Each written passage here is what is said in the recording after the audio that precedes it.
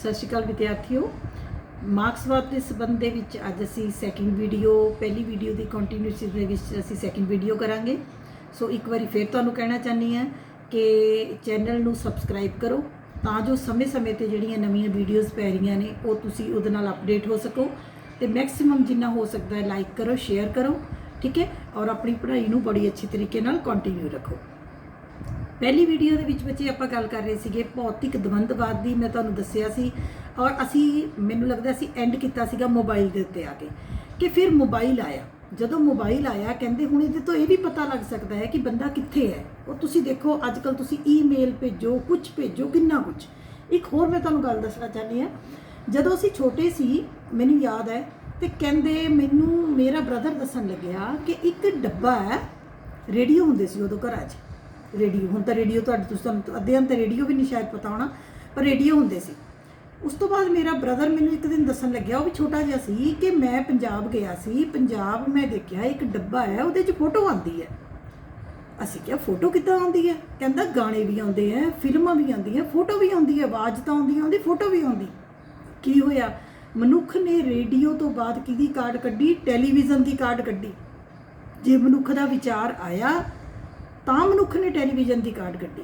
ਇਸੇ ਤਰੀਕੇ ਦੇ ਨਾਲ ਫਿਰ ਮੈਨੂੰ ਇੱਕ ਗੱਲ ਹੋਰ ਯਾਦ ਹੈ ਕਿ ਸਾਡੀ ਮਾਸੀ ਆਈ ਕਾਨਪੁਰ ਤੋਂ, ਔਰ ਸਾਡੀ ਮਾਸੀ ਸਾਨੂੰ ਕੀ ਦੱਸਣ ਲੱਗੀ ਕਿ ਸਾਡੇ ਇੱਕ ਜਗ੍ਹਾ ਪਿਕਚਰ ਲਾ ਦਿੰਦੇ ਹੈ, ਉਹ ਸਾਡੇ ਸਾਰੇ ਮਹੱਲੇ ਵਿੱਚ ਆਉਂਦੀ ਹੈ। ਅਸੀਂ ਆਪਸ ਵਿੱਚ ਹੱਸੀਏ ਕਿ ਮਾਸੀ ਸਾਨੂੰ ਸ਼ੇਖੀ ਮਾਰ ਗਈ ਹੈ। ਇੱਦਾਂ ਕਿੱਦਾਂ ਹੋ ਗਿਆ ਵੀ ਇੱਕ ਜਗ੍ਹਾ ਪਿਕਚਰ ਲਾਤੀ ਸਾਰੇ ਮਹੱਲੇ 'ਚ ਆ ਗਈ? ਬੇਟੇ ਕੇਬਲ ਦੀ ਕਾਢ ਆ ਗਈ। ਹੁਣ ਤੁਸੀਂ ਦੇਖੋ ਉਹ ਸਟਾਰ ਪਲੱਸ ਹੈ, ਉਹ ਤੁਹਾਡੇ ਬਾਕੀ ਚੈਨਲ ਨੇ, ਦਰਬਾਰ ਸਾਹਿਬ ਤੋਂ ਕੀਰਤਨ ਜਾਂਦਾ ਸਾਰੇ ਸੰਸਾਰ ਦੇ ਵਿੱਚ ਜਾਂਦਾ। ਕੀ ਮਤਲਬ? ਮੁੱਕਦੀ ਗੱਲ ਇਹ ਕਿ ਜੇ ਮਨੁੱਖ ਨੇ ਪਹਿਲੇ ਵਿਚਾਰ ਦੇ ਉੱਤੇ ਖੜ ਜਾਂਦਾ, ਮਨੁੱਖ ਉਸ ਤੋਂ ਅੱਗੇ ਨਾ ਸੋਚਦਾ, ਤਾਂ ਕਦੇ ਵੀ ਮਨੁੱਖ ਦਾ ਇੰਨਾ ਵਿਕਾਸ ਨਹੀਂ ਹੁੰਦਾ ਜਿੰਨਾ ਜਦੋਂ ਤੋਂ ਮਨੁੱਖ ਇੱਕ ਬਾਂਦਰ ਦੇ ਰੂਪ ਵਿੱਚ ਸੀ ਉੱਥੋਂ ਲੈ ਕੇ ਅੱਜ ਇੰਨੇ ਸਮਾਰਟ ਮਨੁੱਖ ਤੇ ਅਸੀਂ ਪਹੁੰਚੇ ਹੋਏ ਹਾਂ। ਤਾਂ ਇਹ ਸਾਰਾ ਪ੍ਰੋਸੈਸ ਕੀ ਹੈ? ਦਵੰਦ ਹੈ, ਔਖਾ ਰਸਤਾ ਸੀ, ਮੁਸ਼ਕਲਾਂ ਭਰਿਆ ਸੀ, ਪਰ ਹੀਗਲ ਕਹਿੰਦਾ ਹੈ ਕਿ ਇਹ ਸਾਰਾ ਕੁਝ ਕਾਹਦੇ ਕਰਕੇ ਹੋਇਆ? ਵਿਚਾਰਾਂ ਕਰਕੇ ਹੋਇਆ। ਹੀਗਲ ਕੀ ਕਹਿੰਦੇ ਹਨ? ਹੀਗਲ ਕਹਿੰਦੇ ਹਨ ਕਿ ਜਿਹੜਾ ਪਹਿਲਾ ਵਿਚਾਰ ਮਨੁੱਖ ਦੇ ਮਨ ਵਿੱਚ ਆਉਂਦਾ ਹੈ ਉਸਨੂੰ ਵਾਦ ਜਾਂ ਥੀਸਿਸ ਕਿਹਾ ਜਾਂਦਾ ਹੈ। ਉਹਦੇ ਨਾਲ ਜੋ ਦੂਸਰਾ ਵਿਚਾਰ ਆਉਂਦਾ ਹੈ ਮਿਲਦਾ ਜੁਲਦਾ ਉਸ ਦੇ ਵਿਰੋਧ ਵਿੱਚ, ਉਸਨੂੰ ਐਂਟੀਥੀਸਿਸ ਜਾਂ ਵਿਰੋਧੀਵਾਦ ਕਿਹਾ ਜਾਂਦਾ ਹੈ। ਅਤੇ ਦੋਨਾਂ ਦੇ ਨਤੀਜੇ ਵਜੋਂ ਜੋ ਇੱਕ ਨਵੀਂ ਚੀਜ਼ ਜਨਮ ਲੈਂਦੀ ਹੈ ਉਸਨੂੰ ਸਿਨਥਸਿਸ ਜਾਂ ਸੰਵਾਦ ਕਿਹਾ ਜਾਂਦਾ ਹੈ। ਠੀਕ ਹੈ ਜੀ।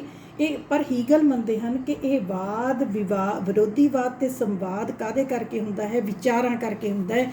ਮਨੁੱਖ ਦੇ ਵਿਚਾਰਾਂ ਵਿੱਚ ਤਬਦੀਲੀ ਕਾਰਨ ਹੁੰਦਾ ਹੈ ਤੇ ਐਸੇ ਤਰੀਕੇ ਦੇ ਨਾਲ ਕਹਿੰਦੇ ਮਨੁੱਖ ਦਾ ਵਿਕਾਸ ਹੁੰਦਾ ਗਿਆ। ਪਰ ਹੁਣ ਆਪਾਂ ਕਾਰਲ ਮਾਰਕਸ ਤੇ ਆ ਜਾਵਾਂਗੇ। ਕਾਰਲ ਮਾਰਕਸ ਵੀ ਇਹ ਮੰਨਦੇ ਹਨ ਕਿ ਮਨੁੱਖ ਦਾ ਵਿਕਾਸ ਹੋਇਆ ਹੈ। ਮਨੁੱਖ ਦੇ ਵਿਕਾਸ ਦਾ ਰਸਤਾ ਸੌਖਾ ਨਹੀਂ ਹੈ, ਬਲਕਿ ਔਖਾ ਹੈ, ਟੇਢਾ ਮੇਢਾ ਹੈ, ਮੁਸ਼ਕਲਾਂ ਭਰਿਆ ਹੈ। ਪਰ ਕਾਰਲ ਮਾਰਕਸ ਇਹ ਮੰਨਦੇ ਹਨ ਕਿ ਮਨੁੱਖ ਦਾ ਜੋ ਵਿਕਾਸ ਹੋਇਆ ਹੈ ਉਹ ਵਿਚਾਰਾਂ ਕਾਰਨ ਨਹੀਂ, ਬਲਕਿ ਪਦਾਰਥ ਕਾਰਨ, ਪੈਸੇ ਕਾਰਨ ਹੋਇਆ ਹੈ। ਉਹ ਕਹਿੰਦੇ ਕਿ ਕਿਸੇ ਨਾ ਕਿਸੇ ਅਗਲੇ ਪੁਆਇੰਟ ਵਿੱਚ ਕਾਰਲ ਮਾਰਕਸ ਉਸ ਚੀਜ਼ ਨੂੰ ਪ੍ਰੂਵ ਕਰਨਗੇ। ਮੈਂ ਤੁਹਾਨੂੰ ਪਹਿਲਾਂ ਦੱਸ ਕੇ ਹਟੀ ਹਾਂ ਕਿ ਕਾਰਲ ਮਾਰਕਸ ਨੇ ਨਾ ਸਿਰਫ ਵਿਚਾਰ ਦਿੱਤੇ ਬਲਕਿ ਉਹਨਾਂ ਨੇ ਆਪਣੇ ਵਿਚਾਰਾਂ ਨੂੰ ਪ੍ਰੂਵ ਕਰਕੇ ਵੀ ਦਿਖਾਇਆ।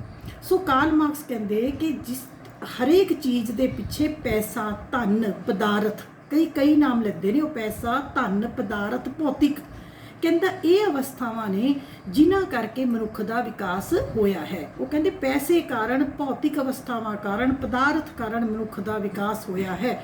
ਜਿਵੇਂ ਪਦਾਰਥ ਦੇ ਵਿੱਚ, ਧਨ ਦੀ ਸਾਧਨਾ ਦੇ ਵਿੱਚ, ਮਤਲਬ ਮਾਲਕੀ ਦੇ ਵਿੱਚ ਤਬਦੀਲੀਆਂ ਆਈਆਂ, ਉਸੇ ਤਰੀਕੇ ਦੇ ਨਾਲ ਸਮਾਜ ਦਾ ਵਿਕਾਸ ਹੋਇਆ ਹੈ।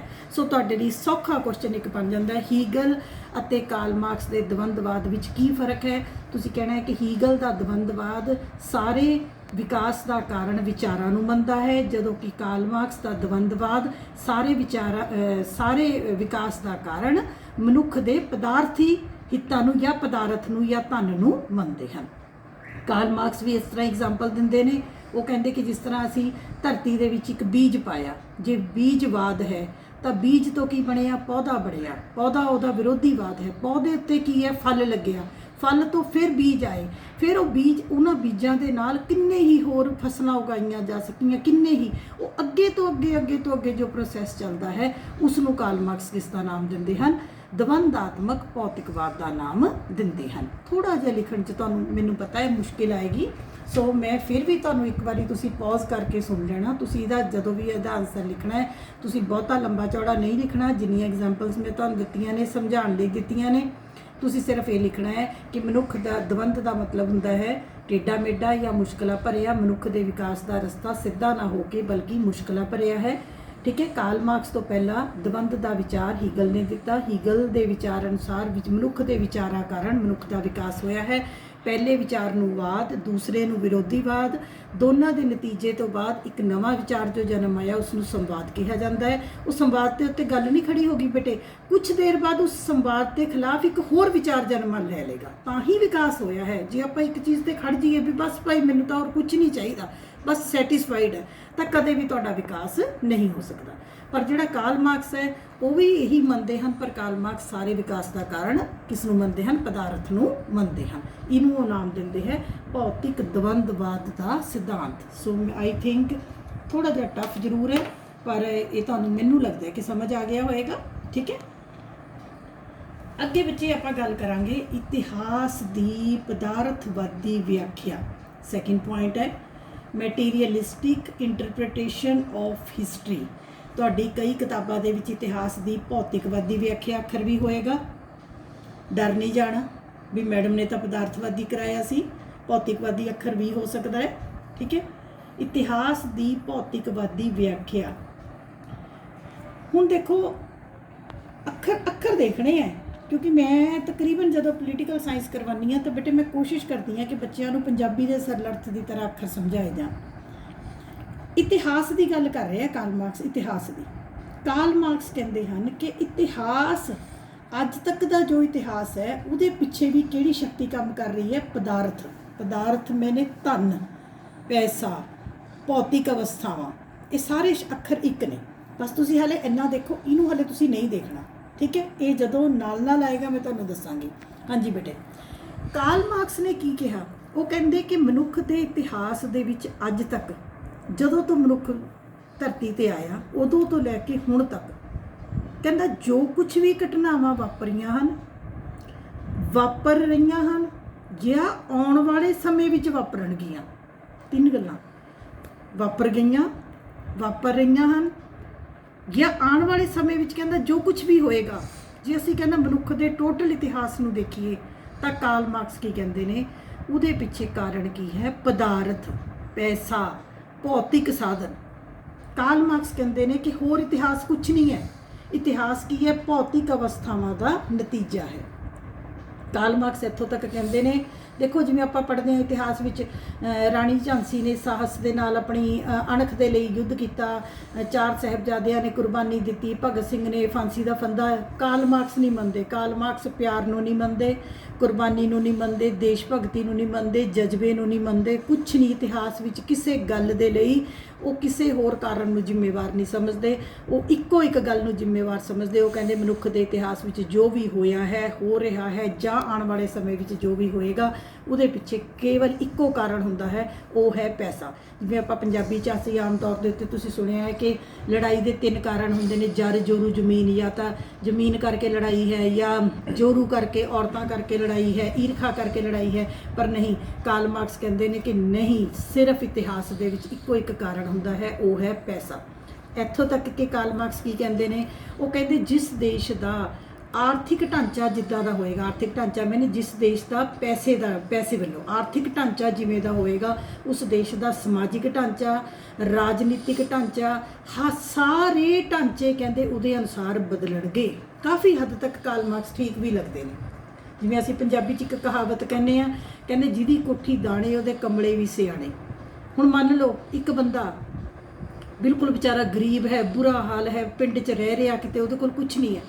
ਕੱਲ ਨੂੰ ਉਹਦੀ 10 ਕਰੋੜ ਦੀ ਲਾਟਰੀ ਨਿਕਲ ਜੇ, ਠੀਕ ਹੈ, ਉਹਦੇ ਕੋਲ ਪੈਸਾ ਆ ਜੇ, ਕਿਸੇ ਵੀ ਤਰੀਕੇ ਨਾਲ ਉਹਦੇ ਕੋਲ ਪੈਸਾ ਆ ਜੇ। ਪੈਸਾ ਆਉਣ ਨਾਲ ਤੁਸੀਂ ਦੇਖੋ ਕੀ ਹੋਏਗਾ, ਉਹਦਾ ਘਰ ਵੀ ਵਧੀਆ ਹੋ ਜਾਏਗਾ, ਉਹਦੇ ਕੱਪੜੇ ਵੀ ਵਧੀਆ ਹੋ ਜਾਣਗੇ, ਉਹਦਾ ਰਹਿਣ ਸਹਿਣ ਵੀ ਉੱਚ ਸਤਰ ਦਾ ਹੋ ਜਾਏਗਾ। ਇੱਥੋਂ ਤੱਕ ਕਿ ਉਹਦੇ ਰਿਸ਼ਤੇਦਾਰ, ਉਹਦੇ ਦੋਸਤ, ਸਕੇ, ਸੰਬੰਧੀ ਬੰਦਾ ਹੀ ਚੇਂਜ ਹੋ ਜਾਂਦਾ ਹੈ। ਤੁਸੀਂ ਕਿੰਨੇ ਹੀ ਪੰਜਾਬੀ ਸਿੰਗਰ ਅੱਜ ਕੱਲ੍ਹ ਤੁਸੀਂ ਫੋਲੋ ਕਰਦੇ ਹੋ, ਉਹਨਾਂ ਸਾਰਿਆਂ ਦੇ ਗਾਣਿਆਂ ਵਿੱਚ ਵੀ ਬੇਟੇ ਇਹੀ ਆਉਂਦਾ ਹੈ ਕਿ ਜਦੋਂ ਦੇਖੋ ਪਹਿਲਾਂ ਉਹ ਕਿਸ ਪੋਜੀਸ਼ਨ ਸੀ, ਅੱਜ ਜੇ ਉਹਨਾਂ ਕੋਲ ਪੈਸਾ ਆ ਗਿਆ ਤਾਂ ਉਹ ਉਹਨਾਂ ਦੀ ਕਿੱਥੇ ਤੱਕ ਉਹ ਪਹੁੰਚ ਗਏ ਨੇ। ਸੋ ਇਹ ਕਾਫੀ ਹੱਦ ਤੱਕ ਠੀਕ ਹੈ। ਕਾਰਲ ਮਾਰਕਸ ਕਹਿੰਦਾ ਹੈ ਕਿ ਜੋ ਕੁਝ ਵੀ ਇਤਿਹਾਸ ਵਿੱਚ ਹੁੰਦਾ ਹੈ ਉਹਦੇ ਪਿੱਛੇ ਪੈਸਾ ਜ਼ਿੰਮੇਵਾਰ ਹੁੰਦਾ ਹੀ ਹੁੰਦਾ ਹੈ, ਧਨ ਜ਼ਿੰਮੇਵਾਰ ਹੁੰਦਾ ਹੀ ਹੁੰਦਾ ਹੈ। ਔਰ ਕਾਰਲ ਮਾਰਕਸ ਨੇ ਆਪਣੀ ਗੱਲ ਨੂੰ ਕਿੱਦਾਂ ਸਾਬਤ ਕੀਤਾ, ਉਹਨਾਂ ਨੇ 5 ਸਟੇਜਿਸ ਦੇ ਵਿੱਚ ਸਾਬਤ ਕੀਤਾ। ਬਹੁਤ ਇੰਪੋਰਟੈਂਟ ਹੈ, ਵੈਰੀ ਇੰਪੋਰਟੈਂਟ।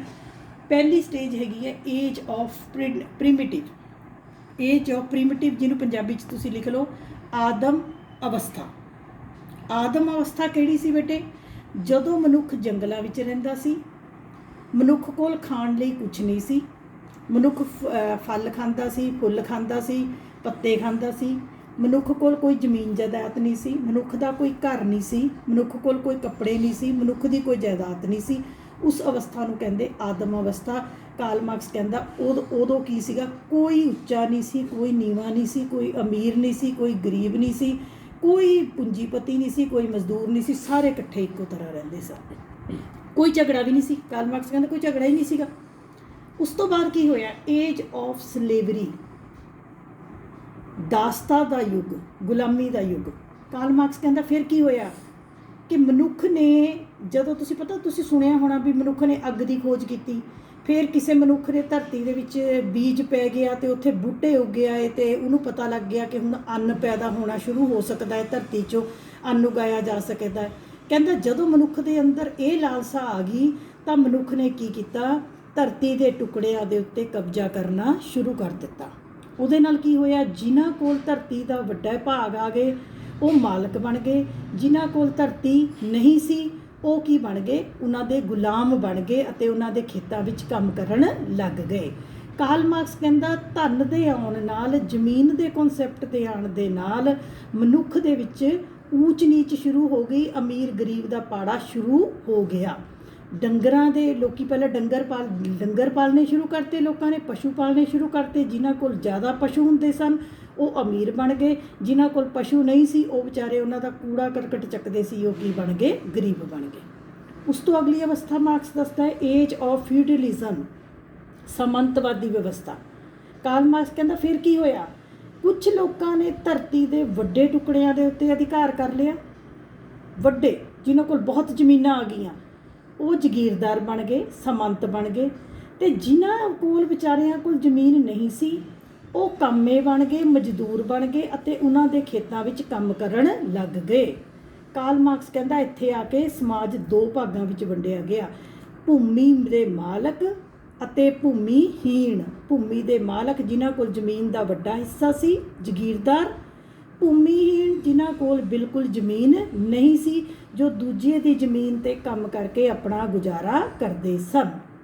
ਉਸ ਤੋਂ ਅੱਗੇ ਕਾਰਲ ਮਾਰਕਸ ਕਹਿੰਦਾ ਹੈ ਏਜ ਆਫ ਕੈਪੀਟਲਿਜ਼ਮ, ਪੂੰਜੀਵਾਦ ਦੀ ਅਵਸਥਾ। ਪੂੰਜੀਵਾਦ ਦੀ ਅਵਸਥਾ।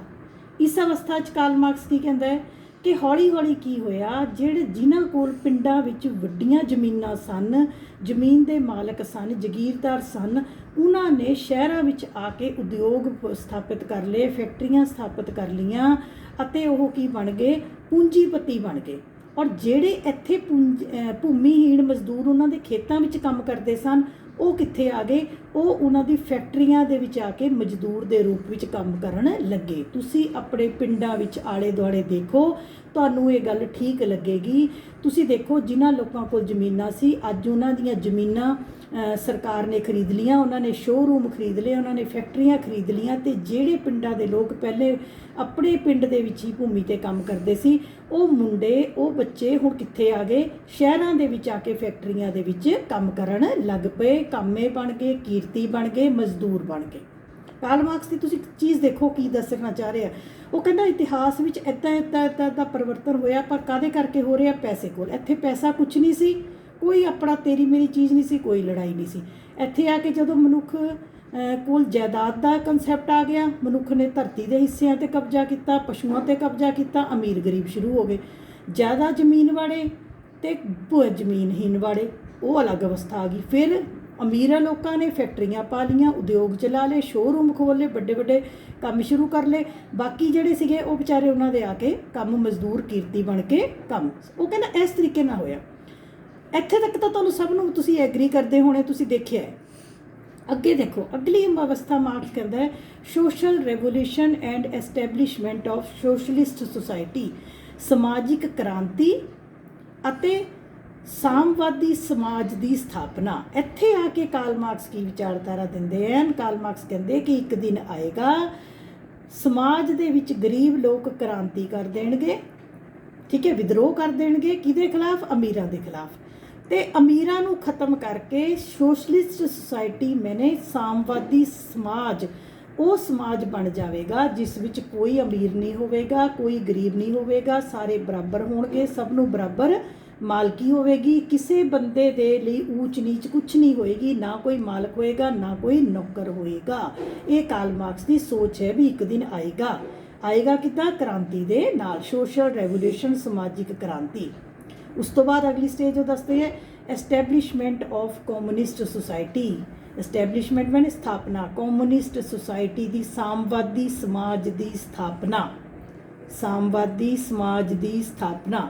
ਮੈਂ ਫਿਰ ਤੋਂ ਦੱਸ ਰਹੀ ਹਾਂ, ਆਦਮ ਅਵਸਥਾ, ਗੁਲਾਮੀ ਦਾ ਯੁੱਗ, ਉਸ ਤੋਂ ਬਾਅਦ ਜਗੀਰਦਾਰੀ ਪ੍ਰਥਾ, ਉਸ ਤੋਂ ਬਾਅਦ ਪੂੰਜੀਵਾਦ, ਉਸ ਤੋਂ ਬਾਅਦ ਸਮਾਜਿਕ ਕ੍ਰਾਂਤੀ ਤੇ ਸਾਮਵਾਦੀ ਸੁਸਾਇਟੀ, ਕਮਿਊਨਿਸਟ ਸੁਸਾਇਟੀ ਭਾਵ ਕਮਿਊਨਿਸਟ ਸਮਾਜ ਦੀ ਸਥਾਪਨਾ। ਉਹ ਸਮਾਜ, ਇਹ ਅਸੀਂ ਅੱਗੇ ਕਰਾਂਗੇ ਬੇਟੇ, ਸਾਰਾ ਡਿਟੇਲ ਨਾਲ ਕਰਾਂਗੇ। ਉਹ ਕਹਿੰਦੇ ਕਿ ਇਹ ਸਾਰਾ ਸਮਾਜ ਅਜਿਹਾ ਸਮਾਜ ਆਏਗਾ ਜਿੱਥੇ ਸਾਰੇ ਬਰਾਬਰ ਹੋ ਜਾਣਗੇ ਅਤੇ ਇੱਕ ਪਾਰਟੀ ਕੋਲ ਰਾਜ ਚਲਾ ਜਾਏਗਾ, ਸਾਰਾ ਦੇਸ਼ ਬਰਾਬਰ ਹੋਏਗਾ, ਹਰ ਬੰਦਾ ਕੰਮ ਕਰੇਗਾ, ਹਰ ਬੰਦੇ ਦੀਆਂ ਲੋੜਾਂ ਪੂਰੀਆਂ ਹੋਣਗੀਆਂ। ਇੱਕ ਦਿਨ ਆਏਗਾ ਸਮਾਜ ਵਿੱਚ ਅਮੀਰ, ਗਰੀਬ, ਪੂੰਜੀਪਤੀ, ਕਿਰਤੀ, ਮਜ਼ਦੂਰ, ਭੂਮੀਹੀਣ, ਭੂਮੀਪਤੀ, ਸਾਰੀਆਂ ਕਲਾਸਿਸ ਜਿਹੜੀਆਂ ਉਹ ਖਤਮ ਹੋ ਜਾਣਗੀਆਂ। ਸੋ ਕਾਰਲ ਮਾਰਕਸ ਕਹਿੰਦੇ ਇਤਿਹਾਸ ਦੇ ਵਿੱਚ ਜੋ ਕੁਝ ਵੀ ਚੇਂਜਿਸ ਹੋਈਆਂ ਹਨ, ਇਤਿਹਾਸ ਦੀ ਪਦਾਰਥਵਾਦੀ ਵਿਆਖਿਆ ਮਨੇ ਇਤਿਹਾਸ ਵਿੱਚ ਜੋ ਕੁਝ ਚੇਂਜ ਹੋਇਆ ਹੈ ਉਹ ਸਾਰਾ ਕਾਹਦੇ ਕਰਕੇ ਹੋਇਆ ਹੈ? ਧਨ ਕਰਕੇ ਹੋਇਆ ਹੈ। ਜਿਵੇਂ ਜਿਵੇਂ ਧਨ ਦੇ ਸਾਧਨਾਂ ਵਿੱਚ ਪਰਿਵਰਤਨ ਆਏਗਾ, ਕਾਰਲ ਮਾਰਕਸ ਕਹਿੰਦੇ ਉਸੇ ਤਰੀਕੇ ਦੇ ਨਾਲ ਇਤਿਹਾਸ ਵਿੱਚ ਪਰਿਵਰਤਨ ਆਏਗਾ। ਇਤਿਹਾਸ ਦੇ ਲਈ ਉਹ ਕਿਸੇ ਨੂੰ ਵੀ, ਮੈਂ ਫਿਰ ਕਹਿ ਰਹੀ ਹਾਂ, ਕੁਰਬਾਨੀ ਨੂੰ, ਦੇਸ਼ ਪਿਆਰ ਨੂੰ, ਜਜ਼ਬੇ ਨੂੰ, ਅਹੰਕਾਰ ਨੂੰ, ਕਿਸੇ ਚੀਜ਼ ਨੂੰ ਉਹ ਜ਼ਿੰਮੇਵਾਰ ਨਹੀਂ ਸਮਝਦੇ। ਉਹ ਕਹਿੰਦੇ ਇਤਿਹਾਸ ਦੀ ਹਰ ਘਟਨਾ ਦੇ ਲਈ ਧਨ ਦੇ ਕਾਰਨ ਹੀ ਜ਼ਿੰਮੇਵਾਰ ਹਨ। ਇਸ ਨੂੰ ਕਹਿੰਦੇ ਇਤਿਹਾਸ ਦੀ ਪਦਾਰਥਵਾਦੀ ਵਿਆਖਿਆ। ਥੋੜਾ ਜਿਹਾ ਟਫ ਹੁੰਦਾ ਜਾ ਰਿਹਾ ਹੈ, ਬਹੁਤ ਹੌਲੀ ਹੌਲੀ ਕਰਾਂਗੇ ਬੇਟੇ। ਅਸੀਂ ਕੋਸ਼ਿਸ਼ ਕਰਾਂਗੇ 3 ਪਾਰਟਸ ਵਿੱਚ ਕਰੀਏ, ਚਾਹੇ 4 ਪਾਰਟਸ ਕਰੀਏ, ਕਿ ਲੈਸਨ ਤੁਹਾਡਾ ਚੰਗੀ ਤਰ੍ਹਾਂ ਐਕਸਪਲੇਨ ਹੋਵੇ। ਹੁਣ ਬੱਚੇ 2 ਪੁਆਇੰਟ ਪਹਿਲਾਂ ਤੁਸੀਂ ਕਾਪੀਆਂ ਦੇ ਉੱਤੇ ਨਾਲ ਦੀ ਨਾਲ ਲਿਖਣੇ ਨੇ, ਫਿਰ ਅੱਗੇ ਅਸੀਂ ਚੱਲਦੇ ਹਾਂ। ਹਾਂਜੀ, ਤੀਸਰਾ ਪੁਆਇੰਟ ਸਾਡਾ ਕਾਰਲ ਮਾਰਕਸ ਦੇ ਵਿਚਾਰਧਾਰਾ ਕਰ ਰਹੇ ਹਾਂ। ਤੀਸਰਾ ਪੁਆਇੰਟ ਸਾਡਾ ਹੈਗਾ ਵਾਧੂ ਮੁੱਲ ਦਾ ਸਿਧਾਂਤ, theory of surplus value. Note ਕਰੋ, ਸਿਰਫ ਤੀਜਾ ਪੁਆਇੰਟ ਦੇਖਣਾ ਹੈ, ਚੌਥਾ ਪੰਜਵਾਂ ਹਾਲੇ ਤੁਸੀਂ ਦੇਖਣਾ ਹੀ ਨਹੀਂ ਹੈ। ਵਾਧੂ ਮੁੱਲ ਦਾ ਸਿਧਾਂਤ, theory of surplus value, very very very important. 2 number 4 number ਹਰ ਵਾਰੀ ਕੁਐਸਚਨ ਆਉਂਦਾ ਹੈ। ਸੋ ਨੋਟ ਕਰ ਲਓ, ਜਿਹੜੇ ਬੱਚੇ ਮੈਨੂੰ ਪੁੱਛਦੇ ਆ ਕਿ ਮੈਮ ਕੁਐਸਚਨ ਦੱਸੋ, ਵਾਧੂ ਮੁੱਲ ਦਾ ਸਿਧਾਂਤ ਬਹੁਤ ਇੰਪੋਰਟੈਂਟ ਹੈ। ਇਸ ਤੋਂ ਪਹਿਲਾਂ ਜਿਹੜਾ ਅਸੀਂ ਕੀਤਾ, ਇਹਦੇ ਉੱਤੇ 4 ਨੰਬਰ ਦਾ ਕੁਐਸਚਨ, ਇਸ ਦੇ ਉੱਤੇ 4 ਨੰਬਰ ਦਾ ਕੁਐਸਚਨ, ਕੱਲੇ ਪੁਆਇੰਟ ਉੱਤੇ 4-4 ਨੰਬਰ ਦਾ ਕੁਐਸਚਨ ਆਉਂਦਾ ਹੈ। ਵਾਧੂ ਮੁੱਲ ਦਾ ਸਿਧਾਂਤ। ਹੁਣ ਵਾਧੂ ਮੁੱਲ ਸੁਣੋ, ਕਾਰਲ ਮਾਰਕਸ ਕੁਛ ਇੱਕ ਨਵੀਆਂ ਗੱਲਾਂ ਵੀ ਕਰਦੇ ਹਨ। ਤੁਹਾਨੂੰ ਫਿਲਾਸਫੀ ਤੁਸੀਂ ਜੋ ਸੁਣ ਰਹੇ ਹੋ ਉਸ ਤੋਂ ਬਾਅਦ ਤੁਹਾਨੂੰ ਆਪੇ ਪਤਾ ਲੱਗੇਗਾ। ਕਾਰਲ ਮਾਰਕਸ ਵਾਧੂ ਮੁੱਲ ਕਿਹਨੂੰ ਕਹਿੰਦੇ ਆ? ਉਹ ਕਹਿੰਦੇ ਹੈ ਕਿ ਇੱਕ ਵਸਤੂ ਹੈ, ਮੰਨ ਲਓ ਅਸੀਂ ਇੱਕ ਟੇਬਲ ਬਣਾਇਆ, ਇਸ ਟੇਬਲ ਨੂੰ ਅਸੀਂ ਬਣਾਇਆ, ਜਿਸ ਮਾਲਕ ਨੇ, ਜਿਸ ਫੈਕਟਰੀ ਵਾਲੇ ਨੇ ਇੱਕ ਟੇਬਲ ਬਣਾਇਆ। ਟੇਬਲ ਬਣਾਉਣ ਦੇ ਉੱਤੇ ਉਹਨੇ ਲੱਕੜ ਵੀ ਲਿਆਂਦੀ, ਉਹਨੇ ਕੰਚ ਵੀ ਲਿਆਂਦਾ, ਉਹਨੇ ਮਜ਼ਦੂਰ ਨੂੰ ਵੀ ਪੈਸੇ ਦਿੱਤੇ, ਉਹਨੇ ਸਾਰਾ ਮਟੀਰੀਅਲ ਫੈਵੀਕੋਲ ਵੀ ਲਿਆਂਦਾ, ਸਾਰਾ ਮਟੀਰੀਅਲ ਵੀ ਲਿਆਂਦਾ, ਸਭ ਕੁਝ, ਉਹਦੀ ਫੈਕਟਰੀ ਵੀ ਹੈ, ਉਹਦਾ ਕਿਰਾਇਆ ਵੀ ਆਉਂਦਾ, ਉੱਥੇ ਬਿਜਲੀ ਦਾ ਬਿੱਲ ਵੀ ਆਉਂਦਾ, ਸਾਰਾ ਕੁਝ ਕਰਤਾ। ਇਹ ਟੇਬਲ ਤਿਆਰ ਹੋ ਗਿਆ।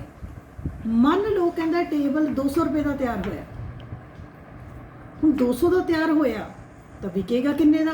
ਮੰਨ ਲਓ ਅਸੀਂ ਵੀ ਟੇਬਲ 250 ਦਾ ਵੇਚਤਾ, 200 ਰੁਪਈਆ ਖਰਚਾ ਆਇਆ, 250 ਦਾ ਟੇਬਲ ਵੇਚਤਾ। ਕਿੰਨਾ ਮੁਨਾਫਾ ਹੋ ਗਿਆ? 250 - 200 ਕਿੰਨਾ ਮੁਨਾਫਾ ਹੋ ਗਿਆ? 50 ਰੁਪਏ। ਕਾਰਲ ਮਾਰਕਸ ਇਸ ਅੰਤਰ ਨੂੰ ਵਾਧੂ ਮੁੱਲ ਕਹਿੰਦੇ ਹਨ, ਸਰਪਲਸ ਵੈਲਿਊ। ਮੇਰੀ ਗੱਲ ਸਮਝ ਆਈ? ਵਸਤੂ ਨੂੰ ਬਣਾਉਣ ਤੇ ਆਇਆ ਹੋਇਆ ਖਰਚ ਅਤੇ ਵਸਤੂ ਦੀ ਕੀਮਤ। ਵਸਤੂ ਨੂੰ ਬਣਾਉਣ ਤੇ ਆਇਆ ਹੋਇਆ ਖਰਚ, ਮੰਨ ਲਓ ਇੱਕ ਫ੍ਰਿਜ ਬਣਾਇਆ, ਫ੍ਰਿਜ ਸਾਡਾ 20,000 ਰੁਪਈਆ ਖਰਚਾ ਆਇਆ ਇੱਕ ਫ੍ਰਿਜ ਬਣਾਉਣ ਦੇ ਉੱਤੇ, ਫ੍ਰਿਜ ਵੇਚਿਆ 25,000 ਦਾ, ਤਾਂ 5,000 ਕੀ ਹੋ ਗਿਆ? ਮੁਨਾਫਾ ਹੋ ਗਿਆ। ਕਾਰਲ ਮਾਰਕਸ ਇਸ ਨੂੰ ਵਾਧੂ ਮੁੱਲ ਦਾ ਨਾਮ ਦਿੰਦੇ ਹਨ। ਹੁਣ ਅਗਲੀ ਗੱਲ, ਇਹ ਵਾਧੂ ਮੁੱਲ ਕਿਹਦੇ ਕੋਲ ਜਾਂਦਾ ਹੈ? ਹਾਂਜੀ ਦੱਸੋ ਬੱਚੇ, ਮੁਨਾਫਾ ਕਿਹਦੇ ਕੋਲ ਜਾਂਦਾ ਹੈ? ਜਿਹਨੇ ਬਣਾਇਆ ਉਹਦੇ ਕੋਲ ਕਿ ਮਾਲਕ ਕੋਲ? ਮਾਲਕ ਕੋਲ। ਪਰ ਕਾਰਲ ਮਾਰਕਸ ਕੀ ਕਹਿੰਦੇ ਹਨ? ਕਾਰਲ ਮਾਰਕਸ ਕਹਿੰਦੇ ਨਾ ਨਾ ਨਾ ਨਾ, ਇਹ ਜਿਹੜਾ ਵਾਧੂ ਮੁੱਲ ਹੈ, ਇਹ ਮੁਨਾਫਾ ਹੈ, ਇਹ ਕਿਹਦੇ ਕੋਲ ਜਾਣਾ ਚਾਹੀਦਾ ਹੈ? ਇਸ ਟੇਬਲ ਨੂੰ ਬਣਾਉਣ ਵਾਲੇ ਕਾਰੀਗਰ ਕੋਲ ਜਾਣਾ ਚਾਹੀਦਾ ਹੈ, ਫ੍ਰਿਜ ਬਣਾਉਣ ਵਾਲੇ ਕਾਰੀਗਰ ਕੋਲ ਜਾਣਾ ਚਾਹੀਦਾ ਹੈ, ਮਾਲਕ ਕੋਲ ਨਹੀਂ ਜਾਣਾ ਚਾਹੀਦਾ। ਕਿਉਂ? ਉਹ ਕਹਿੰਦੇ ਕਾਰੀਗਰ ਨੇ ਮਿਹਨਤ ਕੀਤੀ ਹੈ, ਬਣਾਉਣ ਵਾਲੇ ਨੇ ਮਿਹਨਤ ਕੀਤੀ ਹੈ। ਮੁਨਾਫਾ ਜਾਂਦਾ ਕਿਹਦੇ ਕੋਲ ਹੈ? ਕਹਿੰਦਾ ਮਾਲਕ ਕੋਲ। ਇਹ ਮੁਨਾਫਾ ਇਕੱਠਾ ਹੋ ਕੇ ਅਮੀਰ ਅਮੀਰ ਹੁੰਦੇ ਜਾ ਰਹੇ ਨੇ ਤੇ ਗਰੀਬ ਗਰੀਬ ਹੁੰਦੇ ਜਾ ਰਹੇ ਹਨ। ਹੁਣ ਤੁਸੀਂ ਦੇਖੋ, ਵੱਡੀਆਂ ਵੱਡੀਆਂ ਫੈਕਟਰੀਆਂ ਨੇ, ਵੱਡੇ ਵੱਡੇ ਉਦਯੋਗ ਨੇ, ਛੋਟੇ ਉਦਯੋਗ ਨੇ, ਉਹਦੇ 'ਚ ਕੀ ਹੈ ਕਿ ਅਮੀਰ ਕਿੱਦਾਂ ਅਮੀਰ ਹੁੰਦਾ? ਜਿਹਦੇ ਕੋਲ ਮੁਨਾਫਾ ਜਿੰਨਾ ਜ਼ਿਆਦਾ ਹੋਈ ਜਾਂਦਾ ਹੈ, ਕਾਰਲ ਮਾਰਕਸ ਕਹਿੰਦਾ ਉਹ ਉਨਾ ਅਮੀਰ ਹੁੰਦਾ ਜਾ ਰਿਹਾ ਹੈ, ਤੇ ਜਿਹੜੇ ਵਿਚਾਰੇ ਕੰਮ ਕਰਨ ਵਾਲੇ ਨੇ ਉਹ ਗਰੀਬ ਹੁੰਦੇ ਨੇ। ਇਸ ਕਰਕੇ ਕਾਰਲ ਮਾਰਕਸ ਕਹਿੰਦਾ ਕਿ ਜਿਹੜਾ ਇਹ ਵਾਧੂ ਮੁੱਲ ਹੈ, ਇਹੀ ਸਾਰੀ ਪੁਆੜੇ ਦੀ ਜੜ ਹੈ, ਇਹੀ ਅਮੀਰਾਂ ਨੂੰ ਅਮੀਰ ਕਰਦਾ ਜਾ ਰਿਹਾ ਹੈ ਅਤੇ ਗਰੀਬਾਂ ਨੂੰ ਗਰੀਬ ਕਰਦਾ ਜਾ ਰਿਹਾ ਹੈ। ਸੋ ਕਾਰਲ ਮਾਰਕਸ ਕਹਿੰਦੇ ਹਨ ਕਿ ਇਹ ਵਾਧੂ ਮੁੱਲ ਕਿਸ ਕੋਲ ਜਾਣਾ ਚਾਹੀਦਾ ਹੈ? ਇਹ ਕਹਿੰਦਾ ਮਾਲਕ ਕੋਲ, ਪੂੰਜੀਪਤੀ ਕੋਲ, ਅਮੀਰ ਵਿਅਕਤੀ ਕੋਲ ਨਹੀਂ ਜਾਣਾ ਚਾਹੀਦਾ, ਸਗੋਂ ਇਹ ਗਰੀਬ ਕੋਲ, ਕਿਰਤੀ ਕੋਲ ਜਾਣਾ ਚਾਹੀਦਾ ਹੈ। ਸੋ ਇਹ ਸੀ ਕਾਰਲ ਮਾਰਕਸ ਦਾ ਵਾਧੂ ਮੁੱਲ ਦਾ ਸਿਧਾਂਤ। ਹੁਣ ਜੇ ਤੁਸੀਂ ਲਿਖਣਾ ਹੈ ਤਾਂ ਲਿਖਣਾ ਕਿੱਦਾਂ ਹੈ? ਤੁਸੀਂ ਸਿਰਫ ਸਿੰਪਲ ਚੀਜ਼ ਲਿਖਣੀ ਹੈ ਕਿ ਇੱਕ ਵਸਤੂ ਨੂੰ ਬਣਾਉਣ ਤੇ ਆਏ ਖਰਚ ਅਤੇ ਉਸ ਵਸਤੂ ਦੀ ਨਿਸ਼ਚਿਤ ਕੀਮਤ ਦੇ ਅੰਤਰ ਨੂੰ ਵਾਧੂ ਮੁੱਲ ਕਿਹਾ ਜਾਂਦਾ ਹੈ। ਕੋਈ ਵੀ ਐਗਜ਼ਾਮਪਲ ਤੁਸੀਂ ਦੇ ਦਿਓ, ਜ਼ਰੂਰੀ ਨਹੀਂ ਜਿਹੜੀ ਮੈਂ ਦਿੱਤੀ ਹੋਏ ਦਿੱਤੀ, ਕੋਈ ਵੀ ਦੇ ਦਿਓ। ਤੁਸੀਂ ਲਿਖਣਾ ਹੈ ਕਿ ਵਾਧੂ ਮੁੱਲ ਮਾਲਕ ਕੋਲ, ਪੂੰਜੀਪਤੀ ਕੋਲ, ਉਦਯੋਗਪਤੀ ਕੋਲ ਜਾਂਦਾ ਹੈ, ਜਦੋਂ ਕਿ ਕਾਰਲ ਮਾਰਕਸ ਕਹਿੰਦੇ ਹਨ ਕਿ ਵਾਧੂ ਮੁੱਲ ਦੇ ਇਕੱਠੇ ਹੋਣ ਨਾਲ ਹੀ ਅਮੀਰ ਅਮੀਰ ਹੁੰਦੇ ਜਾ ਰਹੇ ਹਨ। ਮਾਰਕਸ ਦਾ ਵਿਚਾਰ ਹੈ ਕਿ ਇਹ ਵਾਧੂ ਮੁੱਲ ਅਮੀਰ ਕੋਲ ਨਹੀਂ ਬਲਕਿ ਕਾਰੀਗਰ ਕੋਲ, ਕਿਰਤੀ ਕੋਲ, ਮਜ਼ਦੂਰ ਕੋਲ ਜਾਣਾ ਚਾਹੀਦਾ ਹੈ, ਕਿਉਂਕਿ ਇਹ ਉਹਨਾਂ ਦੀ ਮਿਹਨਤ ਦਾ ਸਿੱਟਾ ਹੈ। ਇਸ ਵਾਧੂ ਮੁੱਲ ਕਾਰਨ ਹੀ ਸਮਾਜ ਵਿੱਚ ਅਮੀਰ ਅਮੀਰ ਹੁੰਦੇ ਜਾ ਰਹੇ ਹਨ ਅਤੇ ਗਰੀਬ ਗਰੀਬ ਹੁੰਦੇ ਜਾ ਰਹੇ ਹਨ। ਸੋ ਕਾਰਲ ਮਾਰਕਸ ਦੀ ਇਸ ਥਿਊਰੀ ਨੂੰ ਆਪਾਂ ਵਾਧੂ ਮੁੱਲ ਦਾ ਨਾਮ ਦਿੰਦੇ ਹਾਂ। ਬੱਚੇ ਨਾਲ ਹੀ ਮੈਂ ਤੁਹਾਡੀ ਇਹਦੀ ਆਲੋਚਨਾ ਵੀ ਤੁਹਾਨੂੰ ਦੱਸਦਾ। ਜਦੋਂ ਤੁਹਾਨੂੰ ਕਈ ਵਾਰੀ ਕਾਰਲ ਮਾਰਕਸ ਦੀ ਆਲੋਚਨਾ ਵੀ ਆ ਜਾਂਦੀ ਹੈ, ਧਿਆਨ ਨਾਲ ਸੋਚ ਕੇ ਦੇਖਿਓ, ਜੇ ਅਸੀਂ ਮੁਨਾਫਾ ਵੀ ਕਿਰਤੀ ਨੂੰ ਕੀ ਆਪਾਂ ਮੁਨਾਫਾ ਕਿਰਤੀ ਨੂੰ ਦੇ ਸਕਦੇ ਹਾਂ? ਮੰਨ ਲਓ ਇੱਕ ਮੇਰੀ ਦੁਕਾਨ ਹੈ, ਮੈਂ ਦੁਕਾਨ ਦੇ ਉੱਤੇ 10,000 ਦੇ ਉੱਤੇ ਇੱਕ ਨੌਕਰ ਰੱਖਿਆ ਹੋਇਆ ਹੈ, ਠੀਕ ਹੈ। ਹੁਣ ਜੇ ਮੰਨ ਲਓ ਕੱਲ ਨੂੰ ਮੈਨੂੰ ਆਪਣੇ ਸਾਲ ਮਗਰੋਂ 1 ਲੱਖ ਰੁਪਈਆ ਮੁਨਾਫਾ ਹੋ ਗਿਆ ਸਾਰੇ ਸਮਾਨ ਤੋਂ, ਜੇ ਮੈਂ ਉਹ 1 ਲੱਖ ਰੁਪਈਆ ਆਪਣੇ ਨੌਕਰ ਨੂੰ ਹੀ ਦੇ ਦੂੰਗੀ, ਫਿਰ ਉਹ ਮੈਂ ਮਾਲਕ ਕਾਹਦੀ ਹੋ ਗਈ? ਮੈਂ ਤਾਂ ਕੰਗਾਲ ਹੋ ਗਈ। ਸੋਚਿਆ ਜਾਵੇ, ਜੇ ਮੁਨਾਫਾ ਹੁੰਦਾ ਹੈ, ਮੁਨਾਫੇ ਤੋਂ ਹੀ ਉਦਯੋਗਪਤੀ ਅੱਗੇ ਕੰਮ ਕਰਦੇ ਹਨ। ਪਰ ਕਾਰਲ ਮਾਰਕਸ ਕਹਿੰਦੇ ਹਨ ਕਿ ਨਹੀਂ, ਇਹ ਮੁਨਾਫਾ ਕਿਹਦੇ ਕੋਲ ਜਾਣਾ ਚਾਹੀਦਾ? ਕੀਰਤੀ ਕੋਲ। ਜਦੋਂ ਕਿ ਕੀਰਤੀ ਨੂੰ ਤਾਂ ਆਪਣੇ ਕੰਮ ਦੇ ਬਦਲੇ ਦੇ ਵਿੱਚ ਪਹਿਲਾਂ ਹੀ ਉਹਦਾ ਹਿੱਸਾ ਮਿਲ ਚੁੱਕਿਆ ਹੈ। ਸੋ ਇਸ ਗੱਲ ਦੇ ਉੱਤੇ ਕਾਰਲ ਮਾਰਕਸ ਨੂੰ ਆਪਾਂ ਪ੍ਰੈਕਟੀਕਲ ਨਹੀਂ ਕਹਿੰਦੇ, ਪਰ ਜੇ ਤੁਹਾਨੂੰ ਆਲੋਚਨਾ ਆਵੇ ਤਾਂ ਤੁਸੀਂ ਇਹ ਲਿਖਣੀ ਹੈ, ਅਦਰਵਾਈਜ਼ ਤੁਸੀਂ ਕਾਰਲ ਮਾਰਕਸ ਜੋ ਕਹਿੰਦੇ ਹਨ ਉਹੀ ਲਿਖਣਾ ਹੈ। ਹਾਂਜੀ, ਅਗਲਾ ਬੱਚੇ ਪੁਆਇੰਟ ਹੈਗਾ ਸਮਾਜ ਦੇ 2 ਵਰਗ, 2 classes of society. 2 classes of society, ਸਮਾਜ ਦੇ 2 ਵਰਗ। ਦੇਖੋ ਇਹ ਤੁਹਾਨੂੰ ਬਿਲਕੁਲ ਸੌਖਾ ਪੁਆਇੰਟ ਹੈ, ਇੱਥੋਂ ਹੀ ਸਮਝ ਲਓ। ਕਾਰਲ ਮਾਰਕਸ ਸਮਾਜ ਵਿੱਚ 2 ਵਰਗਾਂ ਦੀ ਗੱਲ ਕਰਦਾ ਹੈ, ਬਹੁਤੇ ਵਰਗਾਂ ਦੀ ਗੱਲ ਨਹੀਂ ਕਰਦਾ। ਜਦੋਂ ਕਿ ਸਾਨੂੰ ਪਤਾ ਹੈ ਸਾਡੇ ਸਮਾਜ ਵਿੱਚ 2 ਵਰਗ ਨਹੀਂ ਹੈ, ਬਹੁਤ ਵਰਗ ਹੈ। ਬਹੁਤ ਬਹੁਤ ਅਮੀਰ, ਬਹੁਤ ਅਮੀਰ, ਅਮੀਰ, ਘੱਟ ਅਮੀਰ, ਫਿਰ ਮੱਧਵਰਤੀ ਵਰਗ ਮਿਡਲ ਕਲਾਸ, ਫਿਰ ਲੋਅਰ ਮਿਡਲ ਕਲਾਸ, ਫਿਰ ਉਸ ਤੋਂ ਬਾਅਦ ਗਰੀਬ, ਫਿਰ ਬਹੁਤ ਗਰੀਬ। ਕਿੰਨੀਆਂ ਹੀ ਸੁਸਾਇਟੀਜ਼ ਦੇ ਵਿੱਚ ਕਿੰਨੀਆਂ ਹੀ ਕਿਸਮਾਂ ਨੇ, ਪਰ ਕਾਰਲ ਮਾਰਕਸ ਨਹੀਂ ਮੰਨਦਾ। ਕਾਰਲ ਮਾਰਕਸ 2 ਮੰਨਦਾ ਹੈ, 2 ਵਰਗ ਦੱਸਦਾ ਹੈ। ਉਹ ਕਹਿੰਦਾ ਇੱਕ ਨੂੰ ਉਹ ਕਹਿ ਦਿੰਦਾ ਹੈ ਪੂੰਜੀਪਤੀ, ਦੂਜੇ ਨੂੰ ਕਹਿ ਦਿੰਦਾ ਹੈ ਮਜ਼ਦੂਰ ਜਾਂ ਕਿਰਤੀ। ਇੱਕ ਨੂੰ ਕਹਿ ਦਿੰਦਾ ਹੈ ਜਗੀਰਦਾਰ, ਇੱਕ ਨੂੰ ਕਹਿ ਦਿੰਦਾ ਹੈ ਕਾਮੇ ਜੋ ਉਹਨਾਂ ਦੇ ਖੇਤਾਂ 'ਚ ਕੰਮ ਕਰਦੇ ਹਨ। 2 ਵਰਗਾਂ ਨੂੰ, ਇੱਕ ਨੂੰ ਅਮੀਰ, ਇੱਕ ਨੂੰ ਗਰੀਬ, ਠੀਕ ਹੈ। एक होर शब्द यूज़ करता है Karl Marx, have and have nots. Have जिन्हां कोल सब कुछ है, HAVE हैव, जिन्हां कोल सब कुछ है। हैव नॉट जिन्हां कोल कुछ भी नहीं है। एक होर शब्द जो कार्ल मार्क्स की विचारधारा में 2 अखर आते हैं बेटे, जो तुसी नैट तो कदे या तुसी सीनियर क्लासिस पढ़ोगे तो वो शब्द यूज़ करता है बुर्जुआ एंड प्रोलिटरिएट। मैं शब्द बोल रही हूँ बुर्जुआ। बुर्जुआ मैंने अमीर लोग जिन्हां कोल सब कुछ है। प्रोलिटरिएट कीर्ति मजदूर काम है। सो वो कहता समाज विच जदों तो समाज शुरू होया है वर्ग कहता 2 ही हैं और विच विचाले दे किसी वर्ग नूं कार्ल मार्क्स नहीं मनता। वो कहता समाज के 2 वर्ग हुंदे हन, ये 2 वर्गां दे विच आपस दे विच संघर्ष चलता है। अगला पॉइंट सेम इहदे नाल रिलेटेड है, संघर्ष दा सिद्धांत, थेरी ऑफ क्लास स्ट्रगल। ठीक है, क्लास स्ट्रगल की थेरी बहुत सौखा 4 नंबर च क्वेश्चन आ जाता है। तुसीं इहदे च यही दसना है कि कार्ल मार्क्स समाज विच सिर्फ 2 वर्गां नूं मनदा है, अमीर गरीब, बुर्जुआ प्रोलिटरिएट, हैव नॉट्स मजदूर अते पूंजीपति, जगीरदार अते कामे। वो कहता है कि इन्हां विच शुरू तो लैके अज तक की चल रहा है, संघर्ष चल रहा है। संघर्ष मैंने लड़ाई चल रही है। किद्दां दी लड़ाई? अमीर वध मुनाफा लेना चाहते हैं, वध अमीर होना चाहते हैं, जदों कि जिहड़े गरीब हैं वो वध तो वध वेतन चाहते हैं, वध तो वध मजदूरी चाहते हैं, वध तो वध अपनियां लोड़ां पूरीआं करनियां चाहते हैं। हुण होएगा कि जे तां मजदूरी या तनख्वाह ज़्यादा होएगी मजदूरां दी तां अमीर दा मुनाफा घट जाएगा, जे अमीर दा मुनाफा ज़्यादा होएगा तो मजदूर की मजदूरी घट जाएगी। सो कहता दोनों आपो अपनी दोनों विच संघर्ष चल रहा है, दोनों आपो अपने लाभां दे लई एक दूजे दे नाल संघर्ष कर रहे हैं, ईरखा कर रहे हैं। ये ईरखा अज दी नहीं है, कहते ये ईरखा जदों तो मनुख दा समाज बनिया उदों तो ही सी। कि बार बार मैं दस रही हाँ कि जमाती संघर्ष मैंने समाज विच 2 जमातां हैं जिन्हां विच आपस विच संघर्ष चलता जा रहा है। अते ये संघर्ष कार्ल मार्क्स कहते उदों तक खत्म नहीं होएगा जदों तक समाज विच अमीर गरीब खत्म नहीं होणगे। इस करके कार्ल मार्क्स दे ये जो 2 पॉइंट ने तुहाडे, ये 2 पॉइंट जिहड़े हैं ये बच्चे क्लास समाज के 2 वर्ग अते जमाती संघर्ष का सिद्धांत जिहड़ा है ये तुहानूं समझ आ गया होना। 2 वर्ग हैव नॉट्स, बुर्जुआ प्रोलिटरिएट, जगीरदार जिन्हां कोल धरती का वड्डा हिस्सा है, कामे जिन्हां कोल नहीं है, या भूमीपति जिन्हां कोल भूमि के वड्डे हिस्से हैं, भूमिहीन जिन्हां कोल भूमि नहीं है, उद्योगपति जिहड़े उद्योगां दे मालक हैं, कीर्ति। इन्हां विच आपस विच संघर्ष चल रहा है। संघर्ष किस गल दा? अमीर वध तो वध लाभ लेना चाहते हैं, जदों कि गरीब कीर्ति मजदूर कामे ये अपने वध तनख्वाह वध चीज़ां चाहते हैं तां जो ये भी अपना जिंदगी वधिया तरह गुजार सकन। अते दोनों विच संघर्ष होएगा क्योंकि एक दी हार होएगी तो एक दी जित होएगी। कार्ल मार्क्स कहते ये संघर्ष उदों तक चलता रहेगा जदों तक समाज विच श्रेणियां खत्म नहीं हो जांदियां, अमीर गरीब खत्म नहीं हो जाते। इसनूं वो श्रेणी युद्ध भी या जमाती संघर्ष श्रेणी संघर्ष का सिद्धांत कहते हैं। आई थिंक बेटे इत्थे तक तुहानूं समझ आ गया होएगा।